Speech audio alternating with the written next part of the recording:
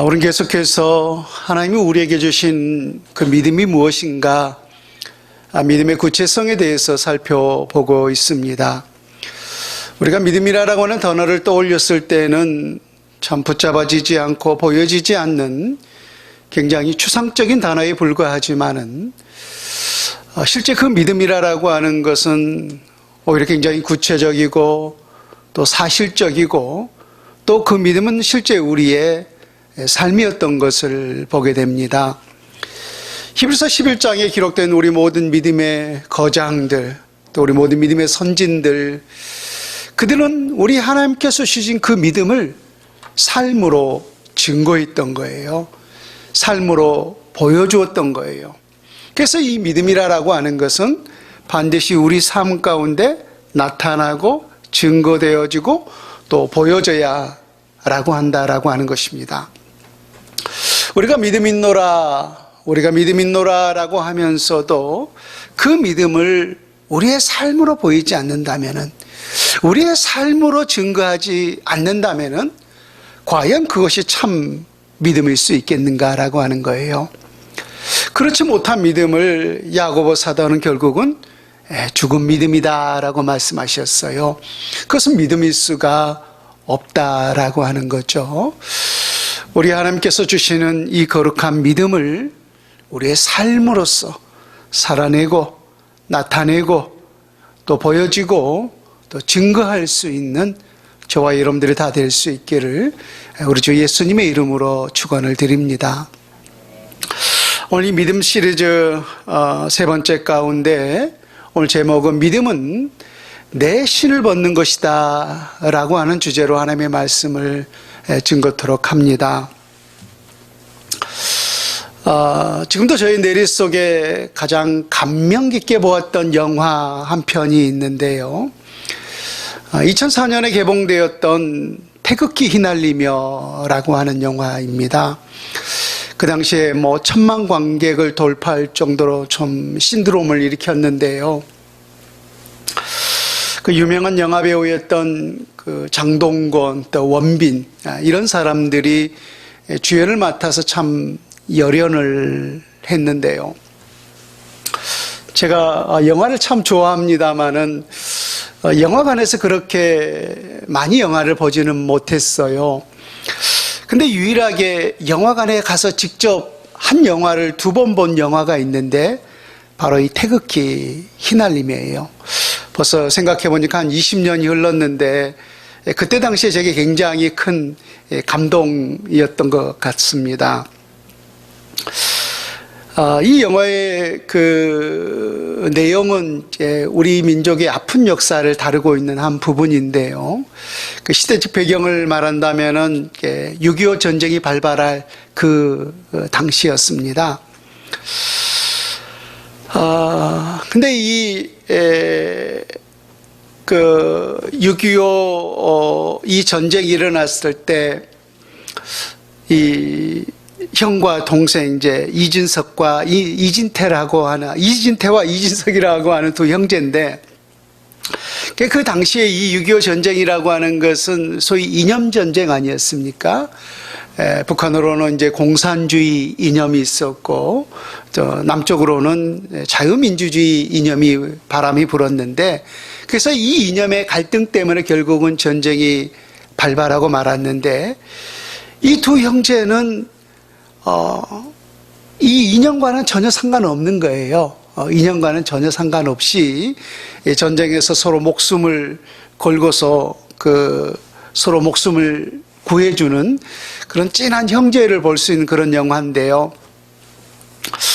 근데 그 당시에 감독이었던 강재규 감독이 무엇을 소재로 이 영화를 풀어가느냐면은 신발, 즉 구두를 통해서 이 영화를 풀어가기 시작해요.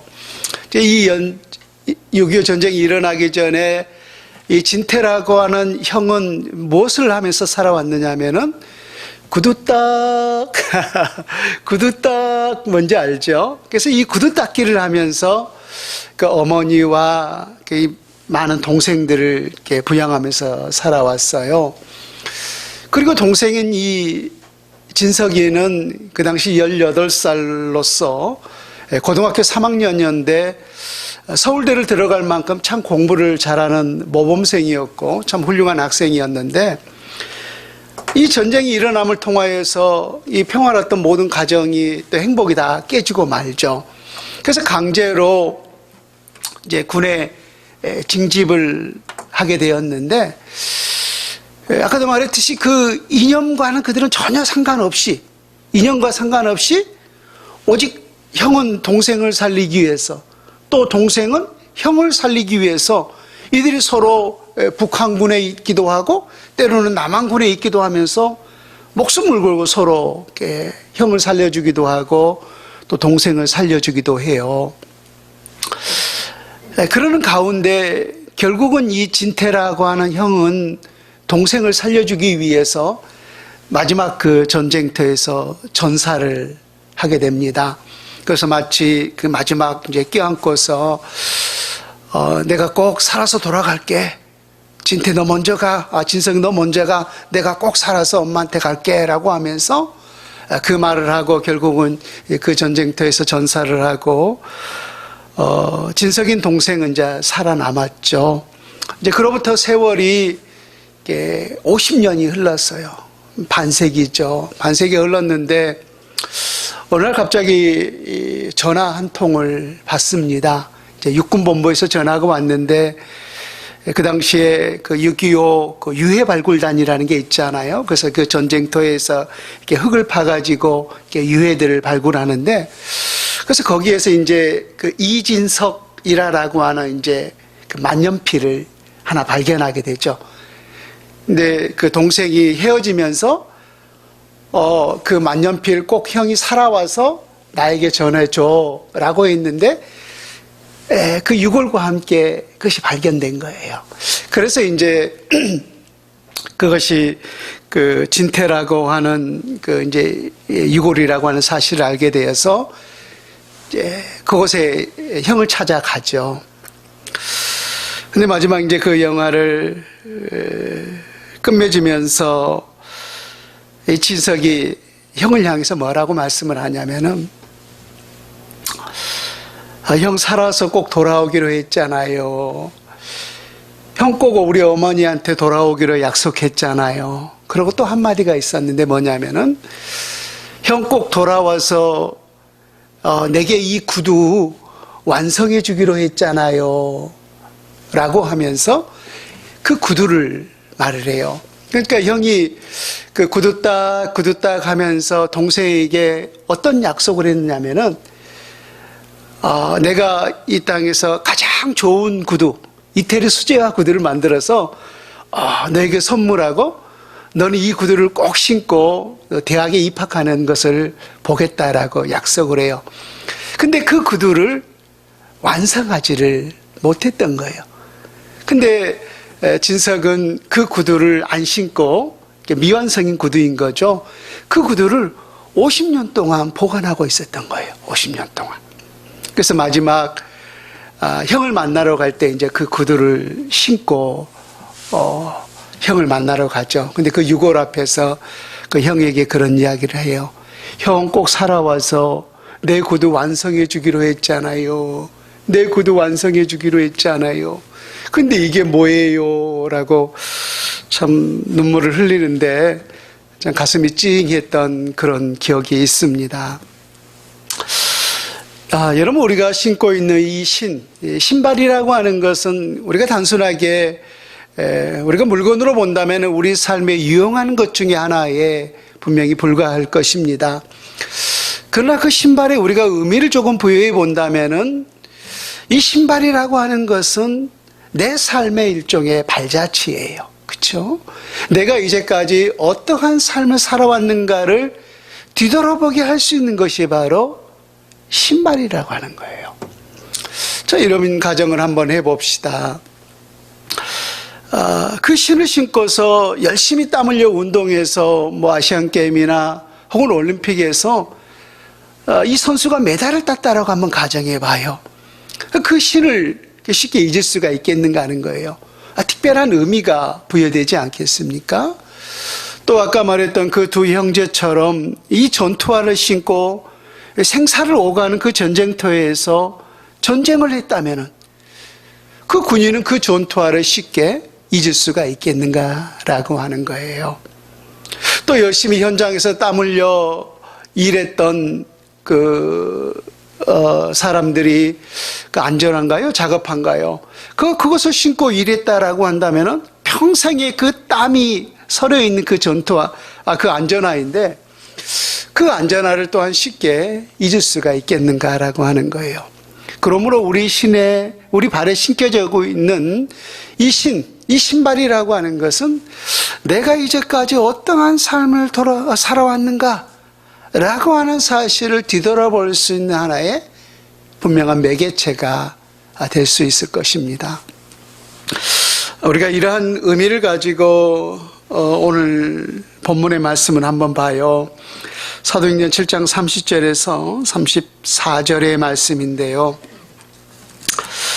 40년이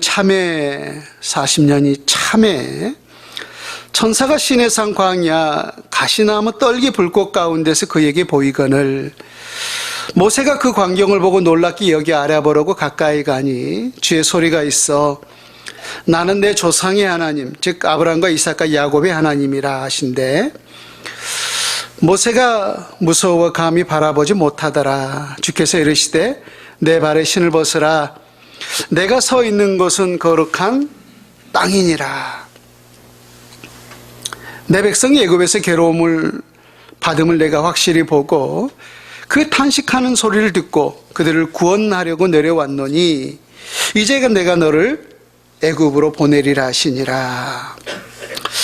그러니까 이 말씀을 우리가 본다면은 지금 이 누구의 설교죠? 스데반 집사의 설교의 한 부분이죠. 스데반 집사의 설교의 한 부분이에요. 그러니까 이 최초의 순교자로 알려져 있는 스데반 집사가 지금 유대인들에게 돌에 맞아 죽기 전에 하나님의 영에 충만하여서 마지막 설교를 하고 있는 그 부분의 한 대목입니다. 근데 지금 우리가 읽은 이 내용은 누구를 이야기하고 있냐면 지금 모세를 이야기하고 있어요. 그러니까 이 모세가 도피 처했던 이 광야 생활 중에서 하나님을 만나지 않습니까? 하나님을 만났는데 오늘 보면 30절에 보면은 40년이 참회라고 되어 있어요. 40년이 참회. 그러니까 이 광야로 도망하여서 이 미디안 광야에서 모세가 몇 년을 보냈죠? 40년을 보냈잖아요. 40년을 보냈어요. 그런데 그 40년이 참에 하나님이 그에게 나타나셨다라고 하는 거예요. 그래서 이것을 40년이 찼다라는 사실을 바꿔 말하면은 하나님의 때가 되었다라고 하는 거죠. 모세가 이 땅에서 120년을 살았습니다마는 모세 인생을 우리가 흔히들 3기로 나누잖아요. 제1기, 또 애굽의 바로의 공주의 아들로서 40년, 제2기 도망자로서 미디안 광야에서 40년, 또 제3기 마지막 이스라엘 백성들을 출애굽하는 영도자로서, 영적인 지도자로서 마지막 40년을 보냈는데 오늘 두 번째 이 40년이 참에 우리 하나님께서 누구에게 나타나셨어요? 지금 모세에게 나타나셨어요. 그러니까 하나님의 나타나심을 우리는 현현이라고 하는 표현을 하는데 아까 우리가 그 본문의 내용을 보았습니다마는 어떻게 나타나셨어요? 가시나무 불꽃 떨기나무에 불이 붙었는데 불이 붙었으면 활활 타올라야 되잖아요. 근데 불은 보이는데 그 나무가 타지 않는 기현상을 보이는 거예요. 그래서 그 모습을 보자 모세가 도대체 무슨 일인 거라고 하면서 그것을 자세히 관찰하기 위해서 그 현장을 찾아갔던 거죠. 근데 그 가운데 그 불꽃 가운데서 하나님이 모세에게 나타나셨던 거예요. 자, 그런데 오늘 하나님의 음성이 뭐라고 해요? 33절에 보면은 주께서 이르시되 내 발에 신을 벗으라. 내가 서 있는 것은 거룩한 땅이니라. 그러니까 모세에게 하시는 첫 말씀이 내 발에 있는 그 신을 벗으라는 거예요. 내 발에 있는 이 신을 벗으라. 그 이유가 뭐예요? 내가 서 있는 곳은 거룩한 땅이니라. 그러니까 내가 서 있는 곳은 거룩한 땅이기 때문에, 거룩한 장소이기 때문에 내 발에서 신을 벗으라고 우리 주님께서 명하셨던 것입니다. 자, 보세요. 지금 이 설교를 하고 있는 사람은 스데반 집사죠. 그러니까 누구를 대상으로 지금 설교를 하고 있어요? 유대 백성들에게 설교를 하고 있는 거잖아요. 근데 지금 왜, 무슨 의도를 가지고, 무슨 목적을 가지고 지금 유대 백성들에게 이 지금 설교를 하고 있느냐면은, 내가 선 곳은 거룩한 곳이라는 거예요. 거룩한 곳이기 때문에 내 신을 벗어야 한다라고 하는 이 의미를 지금 유대 백성들에게 설교한 분명한 의도가 있었던 거예요. 자, 보세요. 이스라엘 백성들의 생각 속에서 거룩한 곳이 어디예요? 그들의 생각 속에 거룩한 곳, 성전이잖아요. 성전. 그래서 이스라엘 백성들을 철저하게 성전을 중심으로 살아왔고, 또 그 성전을 사모하면서 살아왔단 말입니다. 그리고 또 그들은 늘 이 거룩한 곳은 성전뿐이라고 여겨왔던 거예요.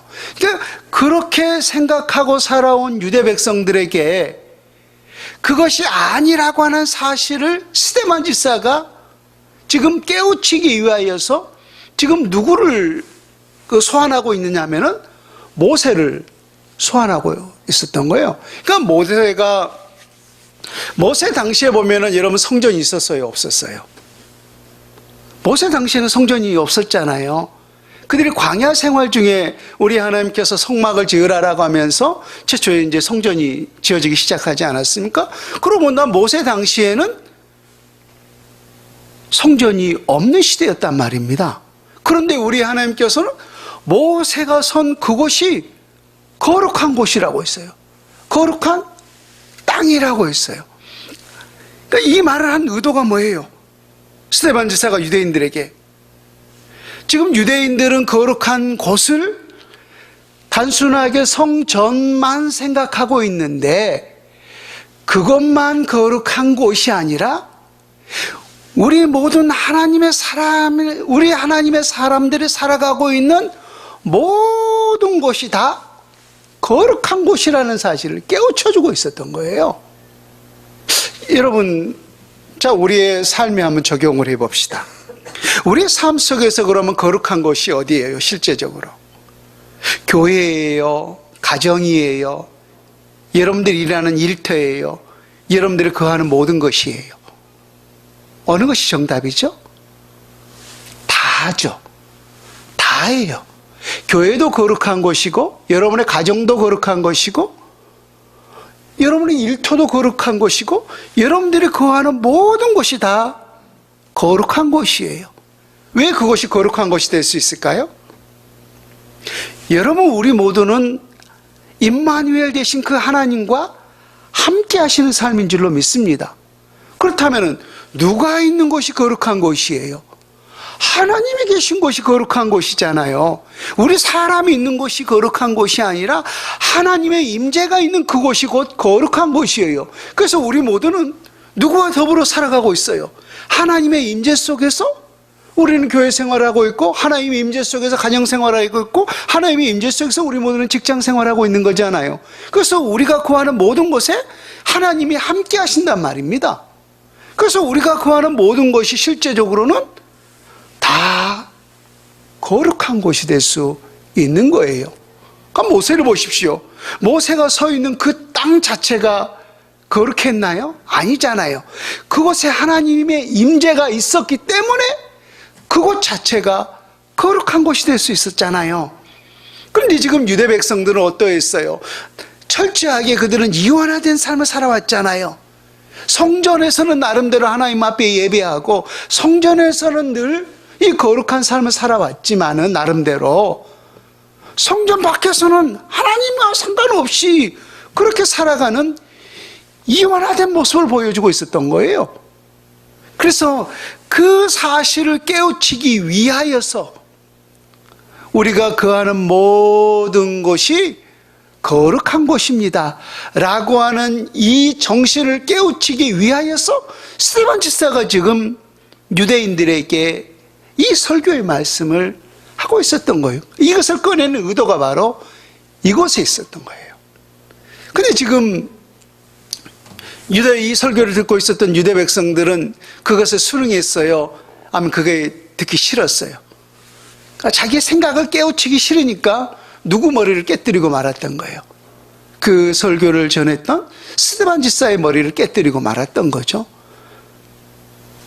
그래서 결국은 이 유대인들의 그 돌에 맞아서 스데반 집사가 순교를 하고 말았던 거예요. 그러니까 내가 선 곳은 거룩한 곳이니 내 발에서 신을 벗으라라고 했던 것은 하나님의 임재, 하나님의 존전 앞에 서 있는 그 모든 것이 다 거룩한 곳이라는 거예요. 그러니까 그곳에서는 우리의 모든 삶, 우리가 신고 있는 이 모든 신들을 철저하게 내려놓을 수 있어야 한다라고 하는 사실을 스데반 집사가 말씀을 하고 있었던 거죠. 또 하나 그렇다면 왜 이 거룩한 곳에서는 신을 벗어야만 했는가? 우리가 아까 말했던 모세 일생을 우리가 돌이켜 본다면은 그 의미를 좀 더 우리가 추측해 볼 수가 있을 것입니다.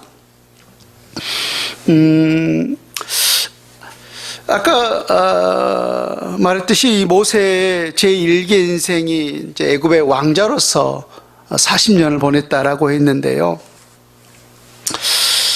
우리가 그 애굽의 왕자로서의 40년의 삶을 우리가 되돌아본다면은 한마디로 좀 떵떵거리면서 살지 않았습니까?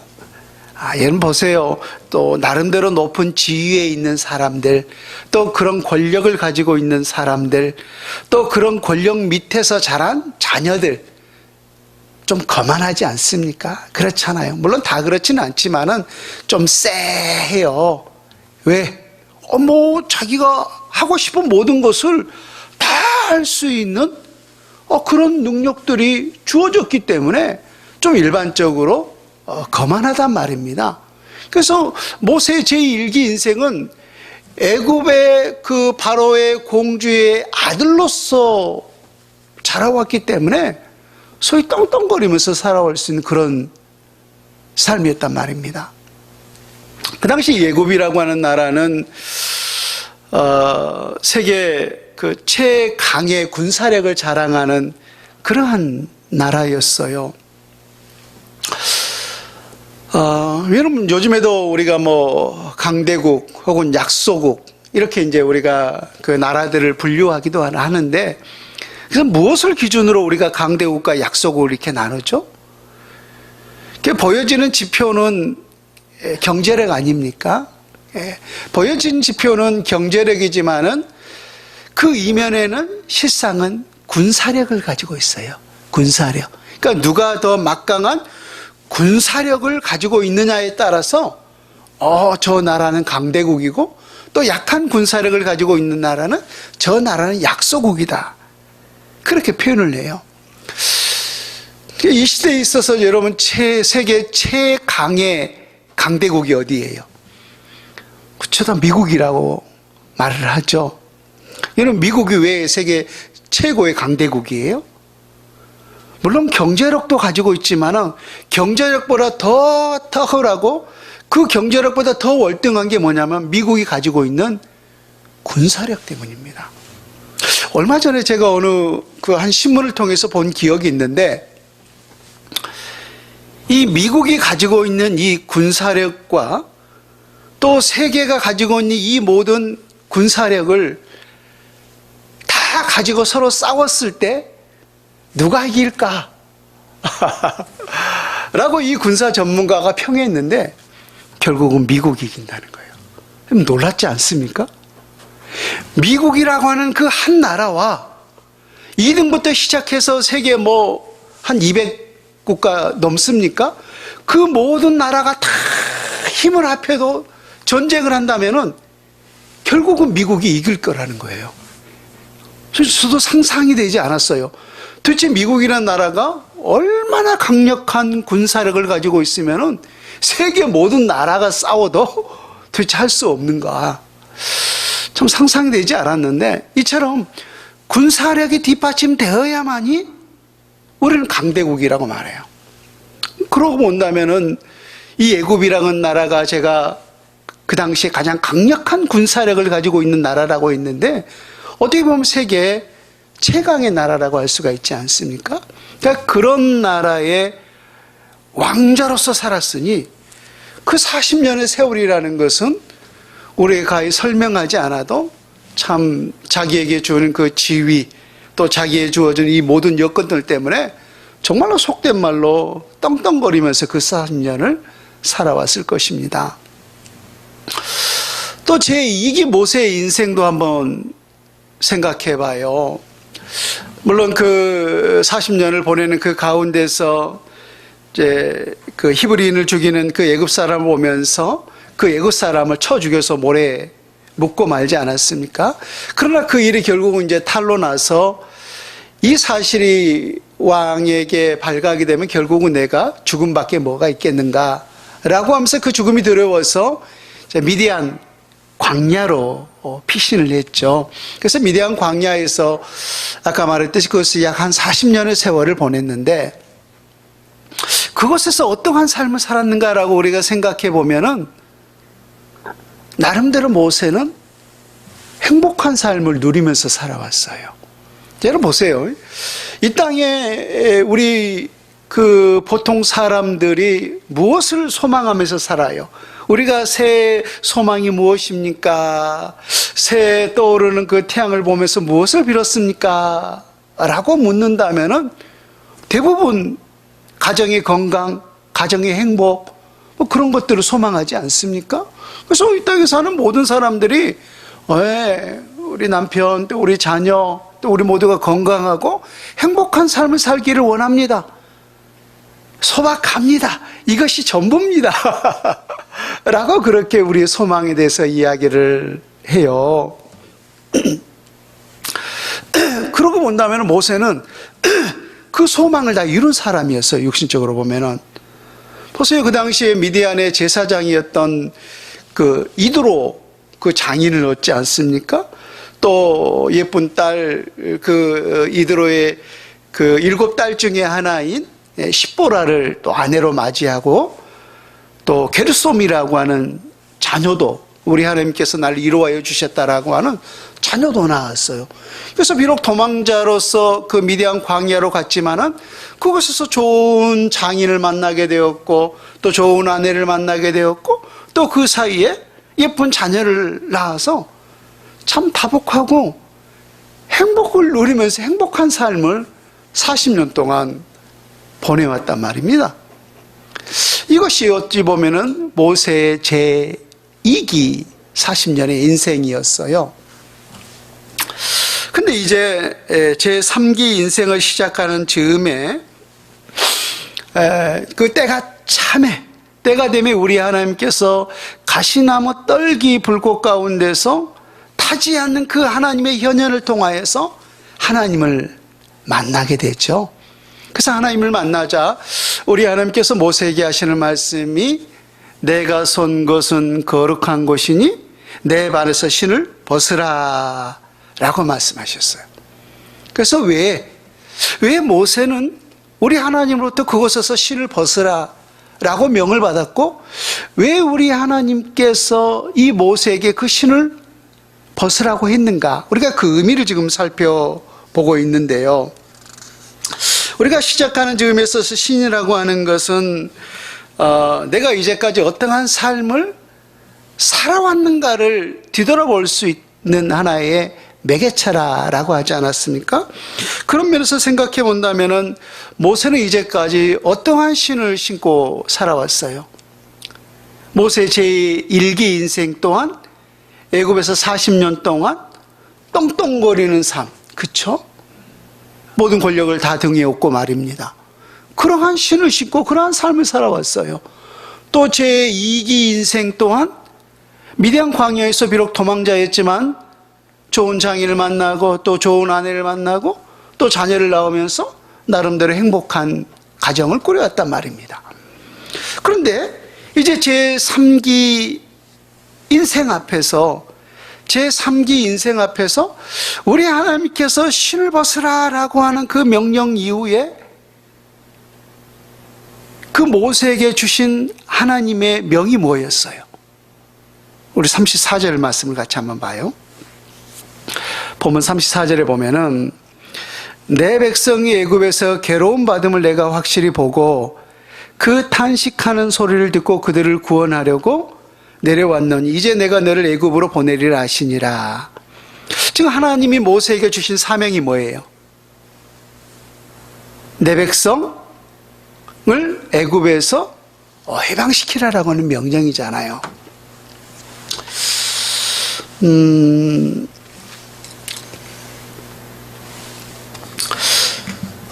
한마디로 이제까지 모세는 자기 신을 싣고 자기의 삶을 살아왔어요.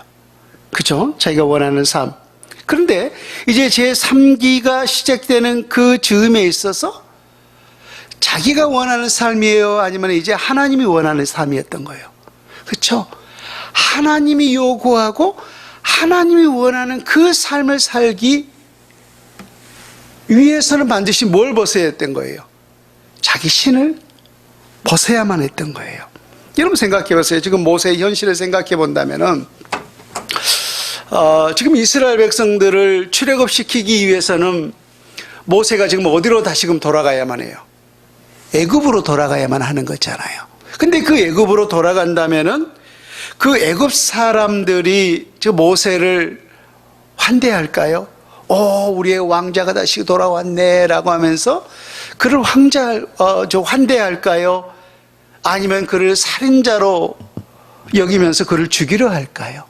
그렇죠. 그 과거를 우리가 생각해 본다면은 그 왕의 나를 죽이려는 것 때문에 두려워서 지금 미디안 광야로 피했잖아요. 그럼 과거와 지금이라는 것은 단절될 수 없는 거잖아요. 시간만 흘렀을 뿐이지. 그래서 애굽으로 돌아간다는 분명히 그에게 어찌 보면은 죽음이 기다리고 있을 것입니다. 그런데도 불구하고 모세는 애굽으로 돌아가야만 했던 것이죠. 왜?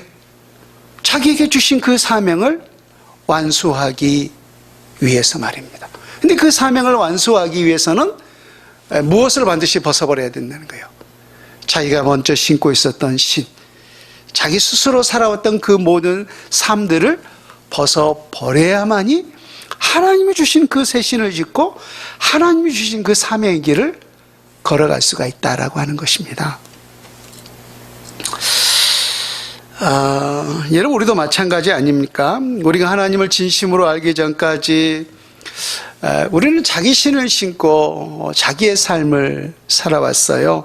또 세상의 모든 사람들이 보이는 것에 소망을 두고 또 보이는 것을 쫓아 살아왔듯이 실은 우리도 별반 다르지 않지 않습니까? 우리도 역시 우리 눈에 보이는 것을 소망하고 또 보이는 욕망을 쫓아서 그렇게 살아왔는데 하나님이 우리에게 은혜를 베풀어 주시는 순간 우리는 새로운 삶을 살기 시작했잖아요. 그래서 보이는 것을 소망하는 것이 아니라 보이지 않는 하나님, 보이지 않는 그 하나님의 나라를 소망하면서 살게 되었어요. 근데 그러기 위해서 하나님께서 우리에게 요구하는 것이 뭐예요? 우리가 먼저 신고 있었던 그 신, 우리가 살아왔던 그 모든 삶들을 철저하게 벗어버릴 수 있어야 한다는 거예요. 여러분 보세요. 우리가 살아왔던 옛날의 과거의 옷이 누더기 더러워진 옷이라고 생각해 봐요. 근데 우리 하나님께서 그 더러워진 우리에게 새 옷을 주셨는데 그 더러워진 옷 위에다 새 옷을 입을 수 있는 거예요? 아니면은 그 더러워진 옷을 벗어버려야만이 하나님께서 우리에게 주신 새 옷을 입을 수 있는 거예요. 그렇죠? 그러니까 우리에게 우리가 먼저 살아왔던 경험, 지식, 이 모든 것들을 철저하게 벗어버려야만이 하나님께서 주신 그 새 신을 신고 우리는 이 영적인 세계를 걸어갈 수가 있다라고 하는 것입니다. 참 이러한 역사가 이러면 모세뿐만 아니라 하나님께서 여호수아에게 나타나셔도 역시 동일하게 말씀을 하셨어요. 여호수아야 여호수아야 내가 선 곳은 거룩한 곳이니 내 발에서 신을 벗으라 라고 그 여호수아 7장에서인가 우리 하나님께서 여호수아에게 동일하게 말씀을 하셨는데 왜 우리 하나님께서 여호수아에게 신을 벗을 것을 명하셨는가라고 그 의미를 우리가 생각해 본다면은 그때 당시에 우리 하나님께서 여호수아에게 그 말씀을 하실 때를 생각해 본다면은 길갈이라고 하는 지역이었어요. 그래서 이 길갈이라고 하는 지역은 어떤 지역이냐면은 지금 이 여리고성 전투를 앞에 두고 있는 지역이었거든요. 그러니까 이 여리고성 전투가 어떤 전투예요? 그러니까 여호수아가 그 모세의 뒤를 이어서 새로운 이제 지도자로 선출이 되었습니다마는 인간의 어떤 지혜, 인간의 어떤 지략을 통해서 이길 수 있는 그런 성이었습니까? 아니면은 오직 하나님의 기적을 통하여서만 이길 수 있는 성이었습니까? 그렇죠? 난공불락의 성이었다는 사실을 성경 자체가 말해주고 있잖아요. 그래서 실제적으로 하나님의 그 선한 역사를 통하여서 그 여리고성을 무너뜨리지 않았습니까? 근데 이 전쟁을 앞에 두고서 그 전쟁을 목전에 두고서 우리 하나님께서 여호수아를 부르시고 여호수아 가운데 내 발에서 신을 벗으라 내가 선 곳은 거룩한 땅이니라고 말씀하셨어요. 그러니까 왜 여호수아에게 우리 하나님께서 이런 말씀을 주셨을까를 우리가 생각해 본다면은 이런 모세와 우리가 여호수아를 한번 좀 비교해 본다면은 모세는 소위 말해서 산전수전을 다 겪은 사람이었어요. 경험이 충천한 사람이었던 거죠. 근데 여호수아는 그렇게 경험이 많지 않은 사람이었어요. 그러니까 이 군사로 좀 비유를 해본다면은 모세는 이 전쟁에서 실제 전쟁에서 전쟁을 경험하고 또 현장에서 지휘하는 그런 야전사령관이었어. 살아있는 경험이 풍부한 야전사령관. 그러니까 그에 비하면 여호수아는 어떤 사람이었습니까? 그러니까 여호수아를 성경에서는 모세의 시종이라고 표현하기도 하죠. 그래서 이 어렸을 때부터 여호수아는 철저하게 이 지도자 수업을 밟으면서 살아왔어요. 그러니까 모세는 처음부터 지도자가 아니었잖아요. 오늘 갑자기 하나님께서 나타나셔서 내 백성을 인도하라 라고 해서 그렇게 지도자가 되어서 참 산전수전 다 겪잖아요.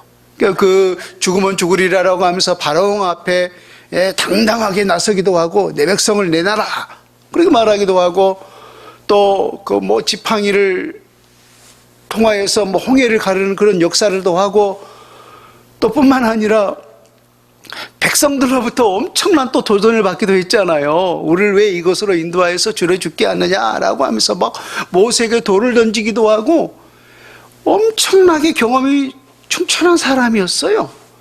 근데 그에 비해서 여호수아는 굉장히 소위 꽃길을 걸은 그런 사람이었단 말입니다. 자연스럽게. 그러니까 모든 것들을 모세가 큰 나무가 되어지고 그 그늘 밑에서 온순하게 아주 엘리트 코스를 받으면서 그렇게 살아온 사람이었단 말입니다. 그런 사람에게 있어서 그러한 어떤 지식, 경험 분명히 그런 것들이 있을 거 아니에요. 이러했을 때는 지도자 수업을 받았기 때문에 이러했을 때는 이렇게 하고 저러했을 때는 저렇게 하라고 하는 그런 지도자 수업을 받았기 때문에 자기 지식과 어떤 자기 경험이 있는 그런 사람이었어요. 근데 하나님의 그 역사를 통하여서 가나안 땅을 정복하기 위해서는 우리 인간의 지식과 경험이 필요한 거예요? 아니면 하나님의 말씀에 순종이 필요한 거예요? 후자잖아요. 그러니까 우리도 보면은 이 신앙생활이라고 하는 것은 우리의 어떤 지식과 경험을 기준으로 우리가 신앙생활을 할 수 있는 거예요. 아니면 그 모든 지식과 경험을 오히려 철저하게 벗어버려야만이 우리가 이 신앙생활을 할 수 있는 거예요. 후자잖아요. 왜요? 우리의 지식과 경험과 이 하나님의 지혜와 지식 사이에는 너무나도 큰 괴리가 크기 때문이에요. 하나님의 생각과 우리의 생각은 너무나도 많이 다른 부분이 있기 때문이에요. 그래서 우리의 지식과 경험을 통하여서 결코 우리는 온전히 하나님을 섬길 수가 없는 거예요. 그래서 그 역사 앞에서 그 가나안 땅을 정복하기에 앞서서 무엇보다 그 여리고성을 정복함에 있어서 우리 하나님께서 여호수아에게 이 말씀을 주셨다라고 하는 것은, 여호수아야, 이제까지 내가 지도자 수업을 통해서 배워왔던 그 모든 지식들, 이 모든 경험들을 벗어버려야만이 내가 이 가나안 땅을 정복할 수 있다라고 하는 하나님의 말씀의 메시지가 아니었겠는가라고 하는 것입니다. 여러분, 제가 이 말씀을 묵상하고 또 준비하는데 옛날 생각이 하나 떠올랐어요. 오늘 좀 군대 이야기를 많이 하는데, 제가 1989년 6월 29일에 그 139863들들 이 논산군번에 그 나라의 부르심을 받고 군대에 이제 입대를 했는데, 논산에 입대를 했는데, 이 첫날에 이 조교가 이제 우리 신병들에게 그 요구하는 것이 뭐였냐면은, 보따리 하나를 주면서 우리가 처음 입고 왔던 그 옷들을 다 싸라는 거예요. 그러니까 우리 이제 그때는 뭐 이제 소위 말하면 사복이잖아요. 사복을 입고 이제 그렇게 들어왔는데, 그 사복을 다 싸라는 거예요. 그래서 사복을 다 싸고 또 부모님께 또 편지도 쓰라는 거죠.